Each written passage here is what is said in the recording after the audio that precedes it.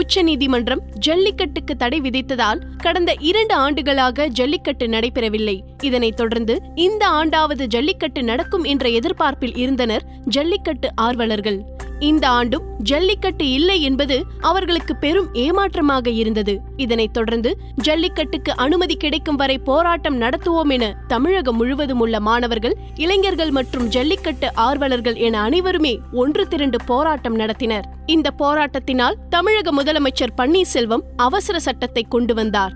ஆனால் இந்த ஜல்லிக்கட்டு தடைக்கு பின்னால் பீட்டா என்ற அமைப்பு காரணமாக இருந்தது. இதற்கு காரணம் நாட்டு மாடுகளை அழிப்பதற்காகத்தான். இதற்கு அடுத்ததாக நாட்டு இனநாய்களை பீட்டாவும் இந்திய விலங்குகள் நல வாரியமும் இணைந்து நாட்டு இனநாய்களை குறிவைத்துள்ளது. ஆம், சென்னை சைதாப்பேட்டையில் செயல்பட்டு கொண்டிருந்த நாய்களின் இனவிருத்தி மையத்தினை 2 மாதத்துக்குள் இழுத்து மூடுவதற்கு கடந்த டிசம்பர் மாதம் உத்தரவிட்டது. நாய்கள் இனவிருத்தி மையம் மூடல். இந்த நாட்டு நாய்களின் இனவிருத்தி மையத்தை 1980ஆம் ஆண்டு கால்நடைத்துறையால் தொடங்கப்பட்டு 36 வருடங்களாக தொடர்ந்து செயல்பட்டு வருகிறது. இந்த மையத்தினை 2013ஆம் ஆண்டு இந்திய விலங்குகள் நல வாரியத்தினர் ஆய்வு செய்தனர். தமிழக அரசு திறந்த இந்த இனவிருத்தி மையம் இந்திய விலங்குகள் நல வாரியத்தில் பதிவு செய்யவில்லை. மேலும் நாய்களை சரிவர கவனிக்கவில்லை என பல்வேறு விதிமீறல்கள் இருப்பதாக அறிக்கையில் தெரிவித்திருந்தனர். தமிழ்நாட்டின் பாரம்பரிய நாய் இனங்களான கோம்பை, கன்னி, ராஜபாளையம், சிப்பிப்பாறை ஆகிய நாய் இனங்களை பெருக்குவதற்காகவே இந்த மையம் இயங்கி வந்தது. மேலும் நாட்டு நாய்களின் இனத்தை பெருக்குவதையே நோக்கமாக கொண்டு ஆரம்பிக்கப்பட்டது குறிப்பிடத்தக்கது. இது குறித்து அப்போது நம்மிடம் பேசிய கால்நடைத்துறை இயக்குநரான அப்ரஹாம், இந்திய நலவாரியம் வெளியிட்ட அறிக்கையில் இனவிருத்தி மையத்தில் முறையாக பராமரிக்கவில்லை என்பது குறித்த பல குற்றச்சாட்டுகளை அடுக்கியது. அது மட்டுமின்றி நாட்டு நாய்களை வளர்க்காதீர்கள், அவை ஆபத்தானவை, நாட்டு நாய்கள் நண்பர்களைப் போல் பழகாது, அதிக முரட்டுத்தனம் கொண்டது என எங்களிடமே சொல்கின்றனர்.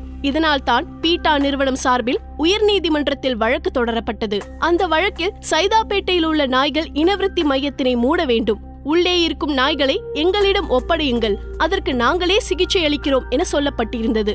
அதனைத் தொடர்ந்து சேஷன் என்பவரும் நாட்டு நாய்களை முறையாக பராமரிப்பது கிடையாது, நாய்களுக்கு சரியான முறையில் உணவுகள் அளிப்பதில்லை என வழக்கு தொடர்ந்தார். அந்த வழக்கு கடந்த 2014ஆம் ஆண்டு ஆகஸ்ட் மாதம் விசாரணைக்கு வந்தபோது தமிழக அரசு தரப்பில் ஆஜரான வழக்கறிஞர், நாய்கள் இனவிருத்தி மையத்தினை அரசு தொடர்ந்து நடத்த விருப்பம் தெரிவிக்கிறது. இந்திய விலங்குகள் நல வாரியம் சுட்டிக்காட்டிய குறைகளை சரி செய்து கொள்கிறோம். இதனை செய்ய 3 மாதங்கள் கால அவகாசம் வேண்டும் என்று கேட்டார். கோரிக்கையை ஏற்றுக்கொண்ட நீதிமன்றம் 3 மாத கால அவகாசம் கொடுத்தது. அவர்கள் குறைகளை நிவர்த்தி செய்த பின்னர் விலங்குகள் நல வாரியம் மீண்டும் ஆய்வு செய்ய வேண்டும்.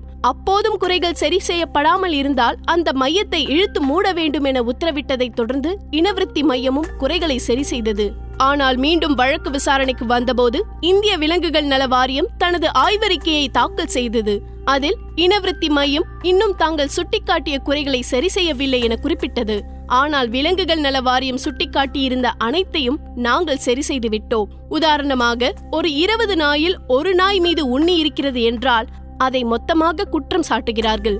இந்த வழக்கில் தீர்ப்பளித்த உயர்நீதிமன்றம் நாய்கள் இனவிருத்தி செய்யும் மையத்தில் உள்ள நாய்களை பராமரிக்க போதிய அவகாசம் வழங்கப்பட்டுவிட்டது.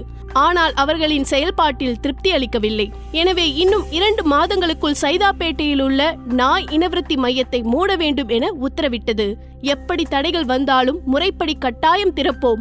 இந்த இனவிருத்தி மையத்தை மூடினால் நாட்டு நாய்கள் இனவிருத்தி செய்வது தடுக்கப்படும். இதற்கு பின்னால் முழுமையான சதி செயல் இருப்பதாக கருதுகிறோம் என்றார். தற்போது 2 மாதம் முடியும் தருவாயில் இருப்பதால் அவரை மீண்டும் தொடர்பு கொண்டோம். பதில் இல்லை. நாட்டு நாய்களை தடை செய்த இந்த தீர்ப்பு ஜல்லிக்கட்டினை தடை செய்ததையே ஞாபகப்படுத்துகிறது. பீட்டாவின் அடுத்த இலக்கு நாட்டு இன நாய்களாகவும் இருக்கலாம். மேலும் இதே போன்ற செய்திகளை தெரிந்து கொள்ள சுட சுட சேனலை சப்ஸ்கிரைப் செய்யுங்கள்.